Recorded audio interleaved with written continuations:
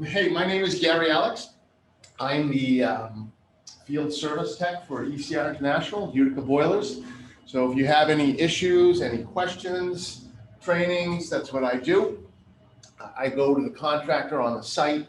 If he has any questions, even if it's his first job, I'll go and commission the boiler with him. Whatever it takes to make the contractor happy, almost.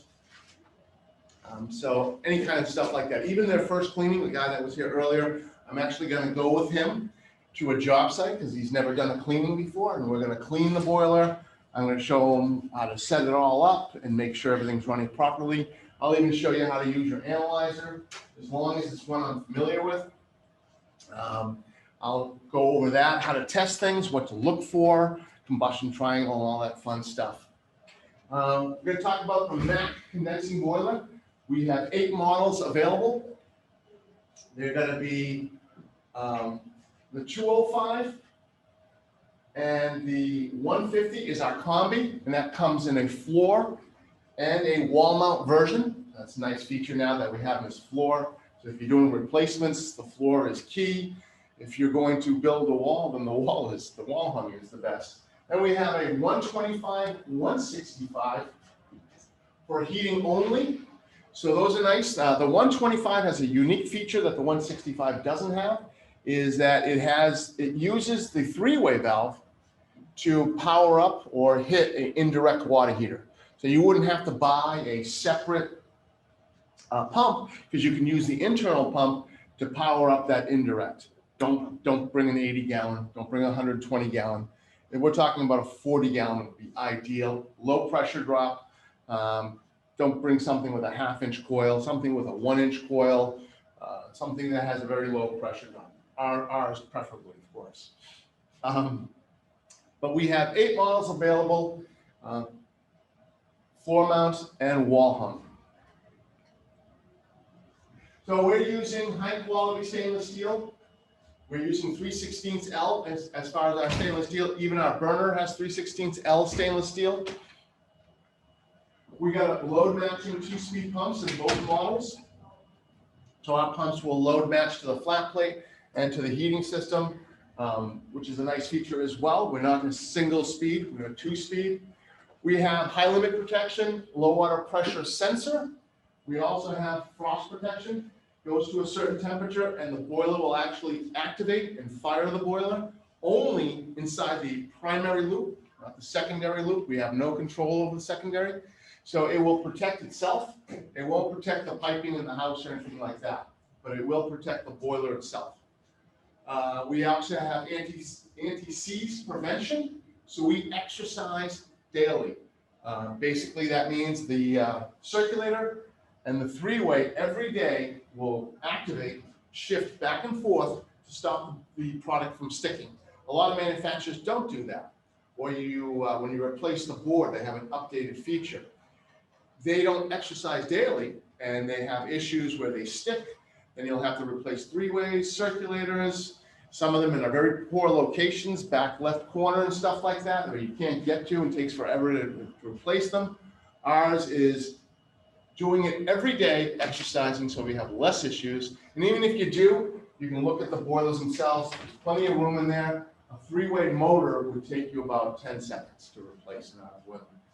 So that's a very nice feature as well. Gary? Yes. So the anti-seize prevention, does that work automatically or? Yes. Okay. Automatically every 24 hours. Oh. It's only like a minute or two, but it does exercise daily. Our flat plate will give you 3.5 gallons at a 70-degree rise. And our larger unit, our 205, will give you 5 gallons at a 70-degree rise. At 77, it's 4.6 and 3.2. So we're giving you a good amount of hot water on our flat plates. So our Combi units give you really good amount of hot water. Another nice thing about that is we're also giving you a lot of heat. So our 205 gives you 165 on the heating side. Other manufacturers will only give you 119,000. We're giving you 165 for larger homes. Our smaller unit, our 150, is 125. So if you have a standard house with, let's say, 1.5 to 2 baths, our 125 has plenty of energy for that house and even the basement or even heating the garage. So we give you a little bit more BTUs than some of our competitors do, which I think is a nice feature when it comes to that. That's a really good feature because you'll have the BTUs necessary. You can see in the screen here that we have a 7-to-1 turn down on hot water. So at the max BTUs, 205 and 153, we're giving you a 7-to-1 turn down. On our heating side, we're giving you 5.7 on the smaller unit and a 5.5 turn down on the larger unit. So we're giving you pretty good turn down for a water tube boiler. That water tube gives you the benefit of easy service than other manufacturers as well. So again, we talked about that we can power up an indirect water heater. Whenever you are using a 3-way valve for an indirect water heater and heating, it's going to be priority. So you can't do both at the same time like you can on the 165, which is on the secondary side. So if you are using that 3-way and you're not looking for priority, you're going to have to go on the secondary side, which you can do on the boiler. You're not told what to do. You can do it on either side. You can use a 3-way or you can go on the secondary side. You can go primary or secondary side as far as hot water, which is a nice feature as well. One thing about our boiler is on our 150, 125, it's all metric on the bottom. We give you a manifold, we give you the tail pieces, we give you everything necessary. Our gas valve is metric. It's adapted right on there with a piece of brass. You don't have to even think about it because it's there, it's pre-installed by the factory. But that's one thing to realize, that it is all metric. Our 165, 205 is all standard. So you can just zip right on there with your flush kit. We give you a manifold as well. So you'll have a manifold, but it's standardized on that one. That's another nice thing, but it really doesn't matter because we are giving you the adapters and the manifolds to go right about to do your business. Boiler components, again, we're talking about the stainless steel heat exchanger. All the lower components are brass. So the 3-way valve, brass body. Plastic motor, brass body. Everything is brass. The housing for the circulator is brass. It's not plastic. There's no aluminum inside there. It's all solid, heavy duty, full gas parts, which is Caleffi commercial. And that's really a nice feature. Again, and the serviceability part of this boiler is further on the PowerPoint you'll see is key. It's huge. It's a big thing to a lot of people. So it's very serviceable. We have combustion air testing. These are nice if you want to, you don't want to drill holes and put plugs or go in the back of some boilers that you take a piece of rubber out that fails and it crumbles in your hand, and now you have this is positive pressure venting. So now you have a dangerous situation that you cannot leave.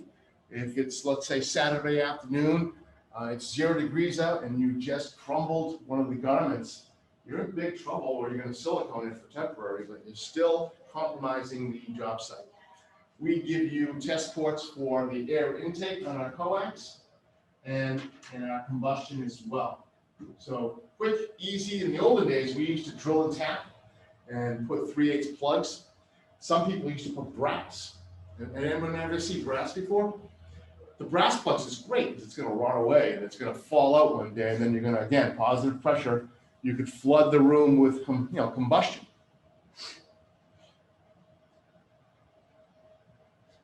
Here it's more quality parts. It's pretty standard. Kanthal steel, 3/16 steel. It's all stainless steel, so it's all quality parts. Easy to service. It's not disposable. Other manufacturers would be disposable. You cannot clean them. There's no way to really clean them that they're giving you instead of taking days to do it. This is the easiest boiler to clean because even the gas is just a clip, pull the gas line out of the way, 4 10mm screws, and the whole heat exchanger burner comes right out. Very fast, very easy. We're using a water gas burner. The only reason I have this picture is there's no refractory material on there. So you go to some people, they'll have a burner, it'll be a war gas burner. They'll have refractory material. Someone will come, blow it out, expand it. Then you're doing your combustion test and you're wondering what happened? Why is it high CO and low fire? You damaged it. And you spread it out, you broke it. And that's why there's some high CO and low fire. So there's no refractory material. We have gas adaptive technology. We're always adjusting the combustion. That's how we can get away with just a stainless steel burner. The only thing that's different, like if you're using our service kit, we don't have you change the burners or anything because they're different lengths, but the service kit is for both.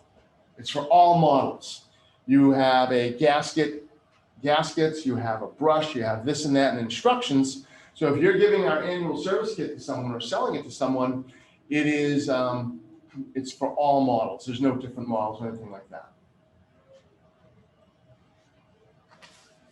Our blower is very nice. One thing about it is it's notched.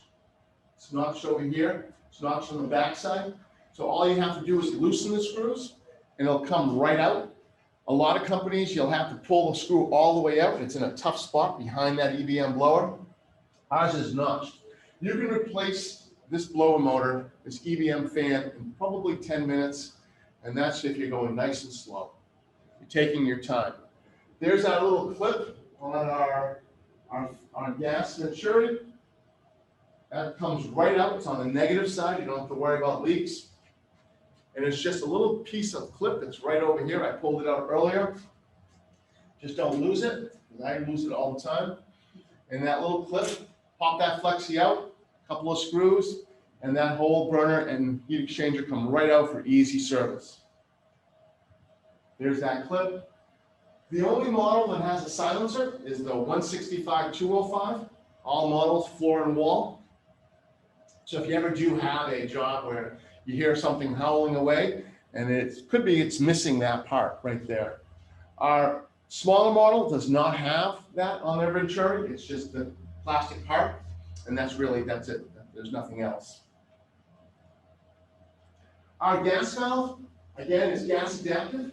So there's no throttle screw, there's no offset screw. It's when you commission that boiler, basically you're doing a combustion test. You're going to be doing, it's going to tell you the fuel. It's going to tell you, it's going to look at the length of run, it's going to look at the pressure and all that, and it's going to adapt to it. It's a nice feature. A lot of guys don't use analyzers.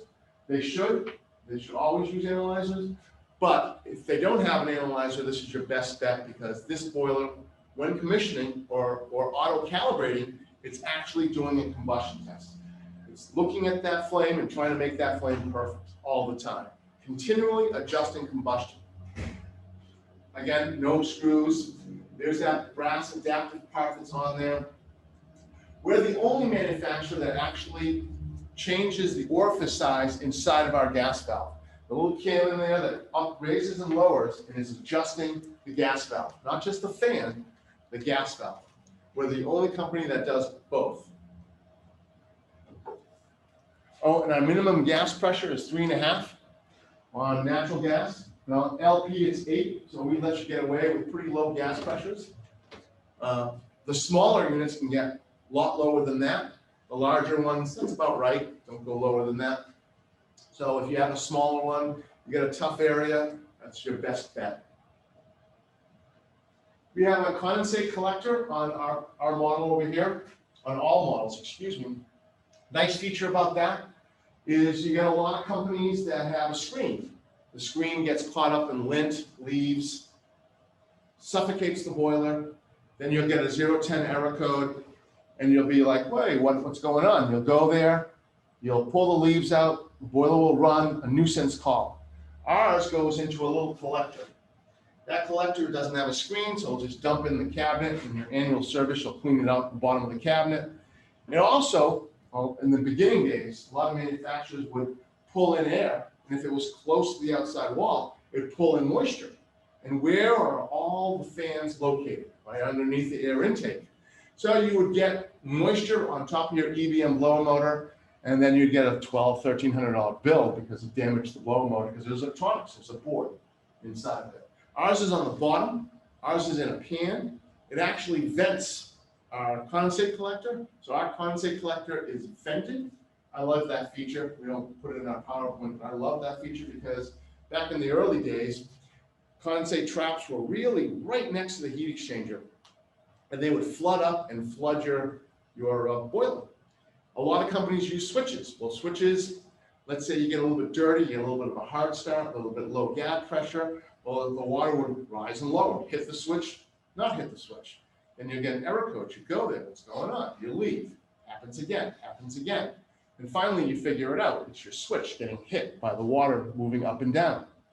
We don't have a mechanical switch. We got height, we're vented. You know, we give you both, best of both worlds, simplicity.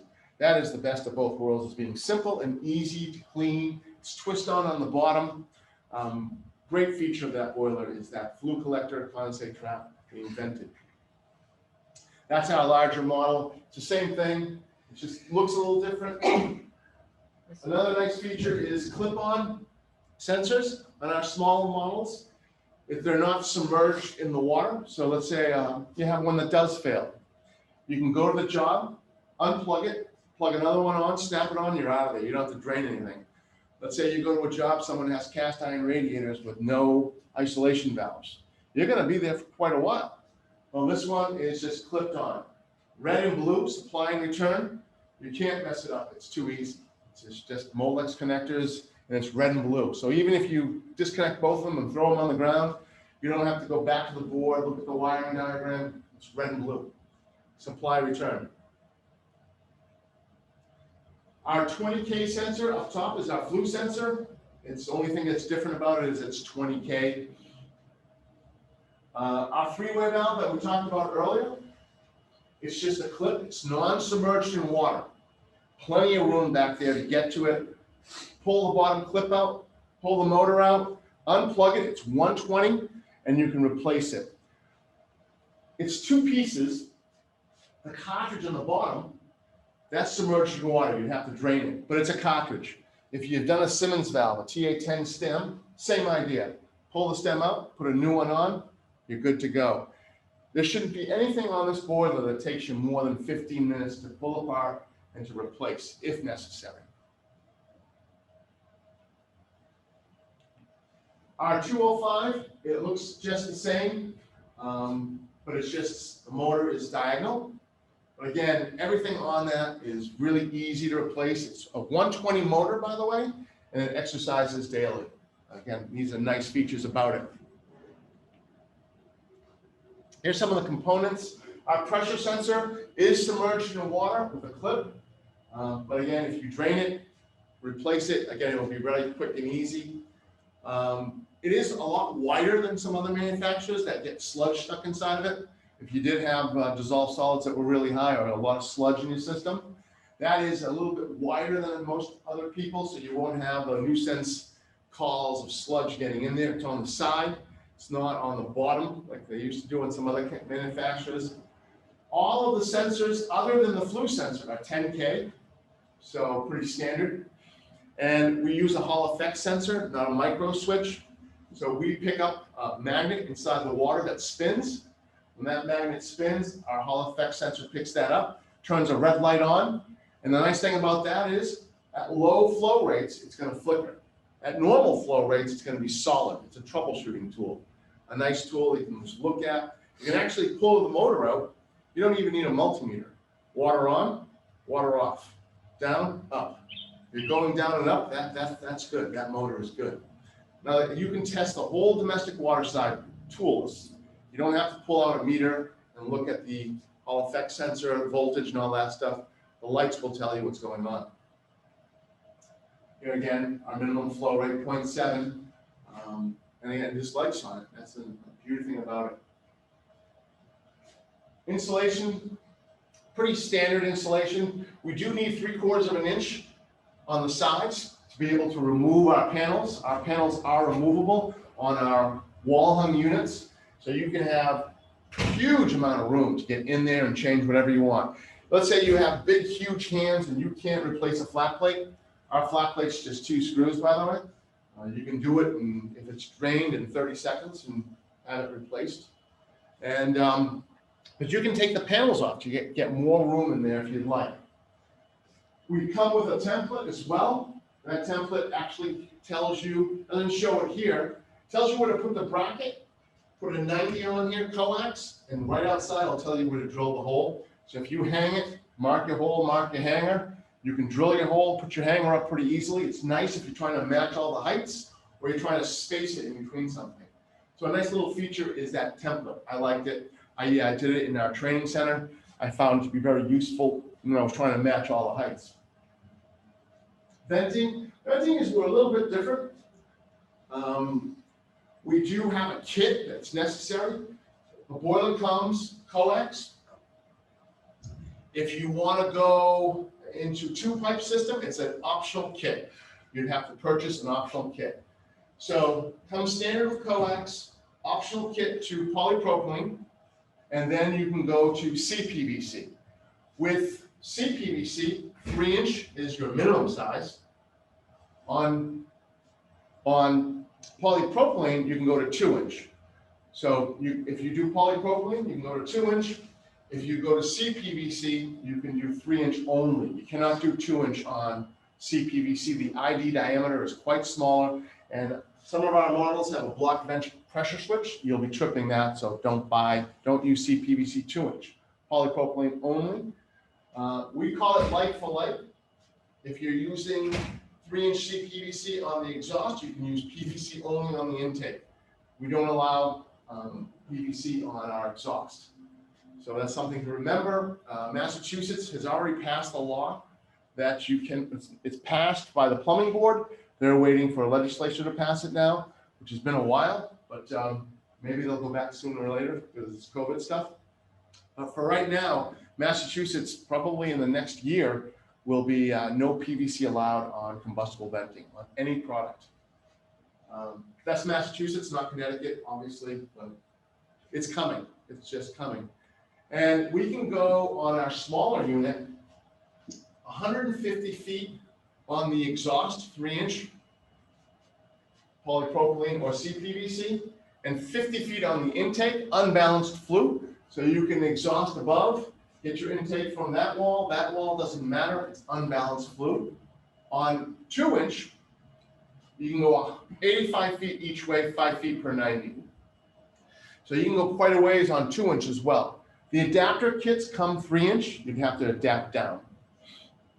And then our 205 165 on 3-inch is 100 feet each way, and it's only 1.64 feet per 90. So at 100 feet each way, that's quite a distance you can get on that 3-inch. 85 feet, 5 feet per 90 is quite a distance. So you can go quite the distances on our venting. Here's just the kit, it shows the kit. One thing to remember on our kits, it comes like that for polypropylene and then adds another adapter, so it adds height. Be aware of that, it definitely adds height. That's just showing the coax, it's just showing that you have to put screws, and then we leave a place to put screws for our adapter kits and everything else.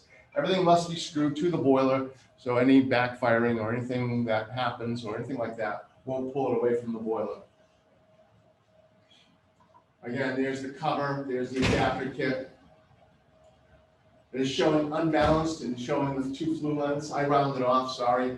I don't want to say 196 feet. And quarter gas connection. Our manifolds, here's pictures of our manifold.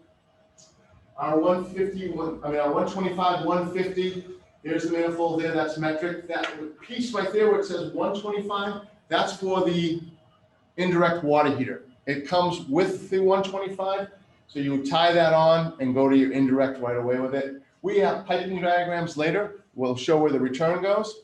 But for right now, I just want to show you that. Those are our tail pieces, and there's our 165 and our 205. So we have manifolds for all our boilers. They come with manifolds. This is our little air purge on the top of the boiler. When you commission the boiler, it goes into 312, which is de-aeration mode. And then you have 10 minutes to get the air out of the top of the heat exchanger. It's a nice feature. It's not like a coin vent or auto vent that's going to leak. This is just to turn on and off and you bleed it out. This hose is also great to use on as a manometer, to put your manometer on your gas valve, to test your gas valve, your incoming gas pressure and stuff like that. We require an anti-scald valve. If you're running baseboard or anything like that, and it's 180 degrees, and you're switching to hot water, it switches automatically right away. You can get 3 or 4 seconds of scalding water. All manufacturers can get that. We, in our instructions, make it mandatory to put a 3-way valve. It is mandatory because it's in our instructions. Here's just some basic boiler piping. We make it easy. We come right down. You can go either way. You can loop around and do all one side. But our manifolds make it easy for you to pipe as well. We're not showing flush kits on the domestic water here, but I would definitely recommend a flush kit on your domestic hot water, cold water as well. Again, it's showing some basic piping. This is what I was talking about earlier. On our 125, it comes with that tail piece, and then you're tying back in to the primary loop. And you want to tie into the primary because you don't want to blend the water on the secondary side. We can either do a sensor or a switch. The boiler recognizes all sensors. You do have to do programming change on the switches, but it recognizes all sensors. Outside sensor, domestic hot water sensor. And one of the benefits of using a sensor is that you can control the temperature through our board. Right over here is the faucet plus or minus. You can raise and lower the temperature as needed up to 140 degrees, 6 degrees Celsius. Again, it's just showing some basic piping. Our wiring connections, we have a cord for your line voltage. We don't have an internal relay built in, just remember that as well. And then the only other thing you have is your dry contacts, 6 and 7. So you're going to use, if it's 1 zone, you're going to use a single zone relay. If it's 3 zones, it's going to be a 3-zone relay. Here's a typical single zone relay wiring diagram. So to control a secondary circulator, you must use a relay. We don't have any internal relays. Makes it easier for serviceability and troubleshooting. We're giving you a manifold, we're giving you other products to compensate cost, but we don't have an internal relay for the circulator. This multiple zone. We don't give you an outside sensor as well. We're giving you that manifold. And our outside sensor is a little unique. It's a 1K at 77. So just remember that if you have a job where there was another boiler sensor there and you think you're going to hook up, if it's a 12K or a 10K, you're not. The boiler won't modulate because it's going to think it's super cold out. It won't modulate down at all. So just remember that ours is kind of unique at 1K at 77. And it recognizes all sensors. So if you do hook it up, it'll recognize it. Instead of being temperatures on the heating side, it'll be a curve. We call it a KT curve. It's on over here. And it comes at 90, which is really high. But if you have cast iron radiators, you'll get it down to 40 or 50. Baseboard is probably around 70 around here, depending on how they sized the home. If they're skimpy, you want to leave it on 90. If it's normal, you can put it at 70. But it's just a single curve line. There's no offset lines. There's nothing too fancy about it. It's just a graph, and here it is. It's very simple. It's in our instructions as well. Over here, it's showing again that you can use a sensor, optional sensor, or you can use an aquastat. So if you've got an indirect tank with an aquastat, that's fine. If you want to be able to control the temperature through your board, you'd have to get the optional sensor. Again, it recognizes the sensor. This is incorrect. We've changed landing points. It's 3 and 4. 3 and 4 is common. So that sensor wouldn't go on 9 and 10. We now have the ability to do 10 DC input for Tecmar or other companies. So 9 and 10 now is the DC 10 input. So it is 3 and 4 for your indirect water heater. And again, we only want dry contacts. So 6 and 7 is just a dry contact. We're going to talk about the artificial intelligence, which is the smarts of this boiler, how it recognizes fuels, it recognizes sensors, It's always adjusting and trying to get you the perfect combustion. It's trying to maintain a very good combustion, so about 8.8 on the smaller unit on low fire, 8.7, it's giving you a curve, but back to 8.8. So it's always trying to maintain those CO2 numbers and O2 numbers. That's why we call it AI technology, because it's smart. It's looking at the flame and telling you if it's propane or natural gas. Self-adjusting, all that means is the same thing I just said. It's looking to give you that perfect blue flame, perfect combustion. The only thing that this picture is showing is that our gas valve is adjustable. It's not a regular gas valve. It doesn't have any screw that you can turn for an orifice. You don't need to make code changes when you first get it. You just need to commission it. It will tell you what the fuel is. And it's doing it through the fan and the gas valve, not just the fan. Other manufacturers just do it by fan. We're doing it by gas valve and fan. So again, we get a lot of information from the flame signal. That's just showing a picture of a pretty blue flame and your igniter and flame sensor. No screws, no adjustments. If you have guys with no analyzers, this boiler is probably perfect for them, because it will just look at the flame. As long as you are commissioning it in clean air and in good venting conditions, and good gas pressure, this boiler is going to give you an accurate reading, and it will self-adjust. No screws, no nothing, just does it for you. No orifices. You know, how many times, I know with our SSCs, our older boiler, I've been to jobs where they haven't replaced the orifices, and the boiler's rumbling along, and the O2 is down to 2, down to 1.5, and around 1, that boiler backfires, and then you got a shooting flame that's coming out of it. So I've seen many jobs with propane, they haven't adjusted it to propane. They haven't put an orifice in there. This boiler will do it for you. It does it automatically on the commissioning mode. These are just symbols. Here it is right here. This is commissioning. When you commission this boiler, you press IP and radiator plus. Some people will tell you to wait for 6 seconds. You wait till it says on, let go of the buttons, then you'll go to 3, 1, 2, and then you've got about 10 minutes of deaeration, where the valve and the circulator are pulsing, going back and forth, trying to get rid of the air. That's the point where you're going to use your little hose here to get the air out of the top of the heat exchanger. Nice little feature, again, manometer tester as well. Gas valve tester. So, and then if you want to bypass it, all you have to do is press IP, then it'll go right into gas recognition, and that's about 6 minutes long. The only thing I get a call on that is overheating. At that point, it's going to do a combustion test. You need to dump energy. You need to have as much energy, because it's got to go to high fire, it's going to go to low fire, mid fire, and calibrate it at all 3 points. The last 30 seconds, it's high fire. So you need to dump energy when you're commissioning this boiler. Get that call all the time. Howard, I'm sure you do. I do, Ken, you do. So it's very common. Then it will tell you natural gas or LPG, and then you're ready to go. You're all set after that. She's passed her commissioning, and it's ready to be run as a normal boiler. So this is just talking about the numbers we talked about earlier, 8.8, 8.7, all these numbers. This is just to know how to chart, so if you are going to test it, you can actually see it. You can adjust the boiler if necessary.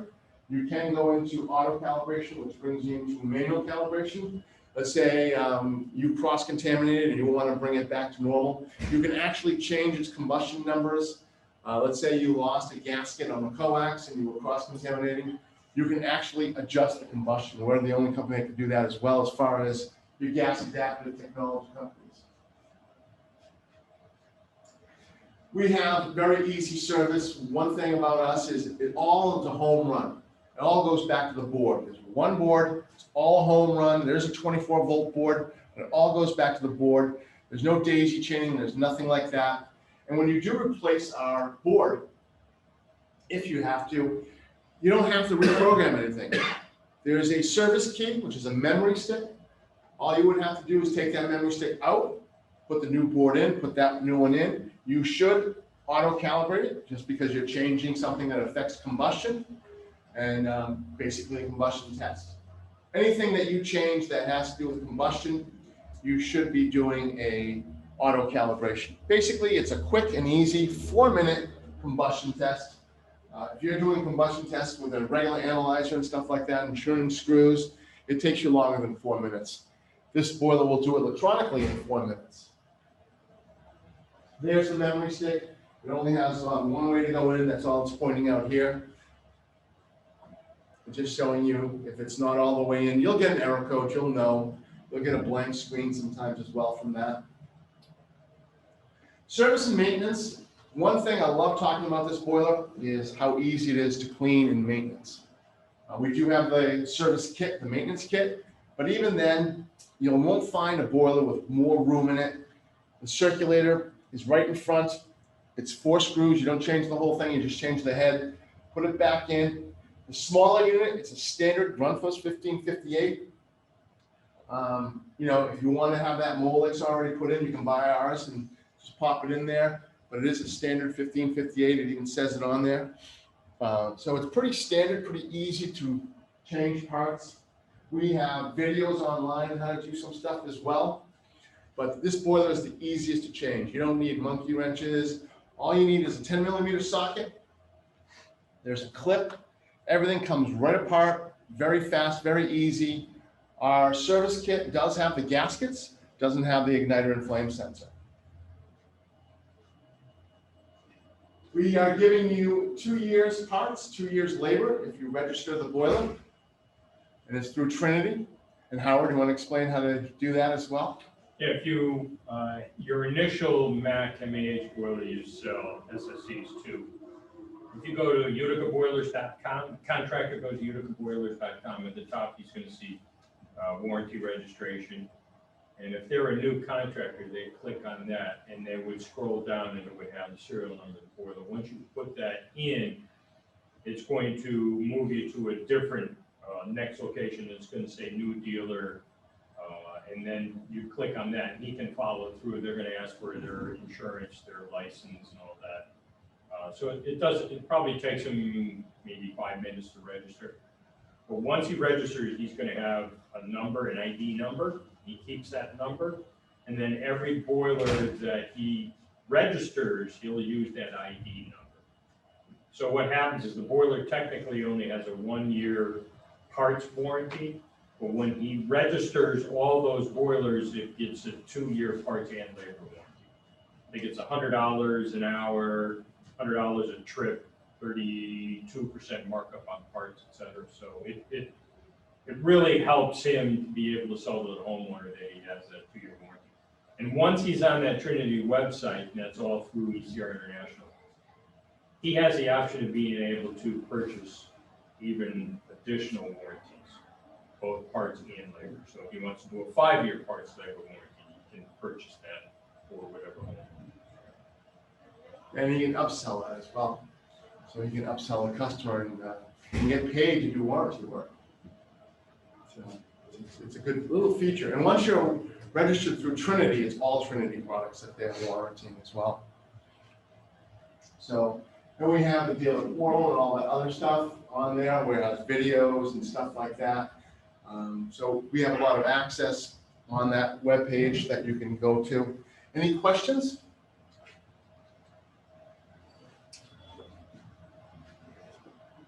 Nothing? Are you able to go online? I didn't check it, but Josh would have to check it. One other thing with the Trinity, because every once in a while I get a contractor say, hey, I'm a 1-2 man operation on that 24-hour service. I want to extend it to my homeowner, but I don't necessarily want to be the one that has to do that. And that's, once it's really technically the homeowner's parts labor warranty, it's not the contractor. So there are additional Trinity people that are on there. So they're going to get their parts labor warranty. But as Gary said too, it's there's other products that are Trinity too. So once they're in Trinity, they're going to be able to. You don't have to register again. Products. It's not exclusive to Utica, Dunkirk. Right. Any other questions? So how much does the extended warranties cost? I have never looked at it, but it's not crazy, like $500 brings you to 6 years, something like that. Yeah, I was gonna say, I thought the 5-year one was like, not even 400, but. That might be 400. I was rounding it I off. haven't looked at it recently. So like parts and labor for $400, in 5 years. You know, one blower motor, you know, that call costs you more than that. But once they get on that Trinity site, they can see all that and they can print it out. And when I'm talking to some contractors, say, if you're into doing that service work, not every homeowner would want to purchase an additional warranty, but some of them would for the expense that they're buying the boiler to say, I get 5 years parts and labor warranty. That's a pretty good offering, so. Yeah. Does it cover everything? I don't know, Greenwich is a little different than Hartford contractors, but it, you know, it's a good cushion, certainly. Covers everything on the boiler, not gonna cover the expansion tank. I mean, labor-wise, you know. Well, $100 an hour, depends where you are. I guess. That's why I think Greenwich versus Hartford, Yeah. whatever, but, you know, it goes a long way to be able to kind of cover. They won't need it anyway, right?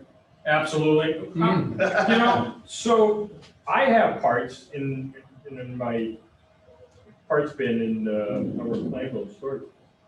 And each of our salespeople have a parts kit.